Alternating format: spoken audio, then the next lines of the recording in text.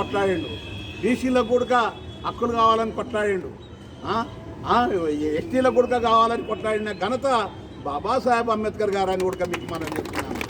అందు గురించనే ఆయనను ఒక కులానికి అంటగట్టకూడదు, ఒక జాతికి అంటగట్టకుండా ఎవరన్నా అంటగడితే వాళ్ళను నడవానంగా దుర్మానం వేయాలి. ఎందుకంటే చాలా దుర్మార్గులు ఉన్నారు. ఒక కులానికి అంటగట్టకుండా ఇప్పుడు బాబాసాహెబ్ అంబేద్కర్ ఇల్లు ఇచ్చిందంటే మనలను ఏ రాజకీయ నాయకులు ఏ కథను మనల్ని ఎక్కడనో ఖరాబా కట్టలాగా తీసి పాడుతున్నారు.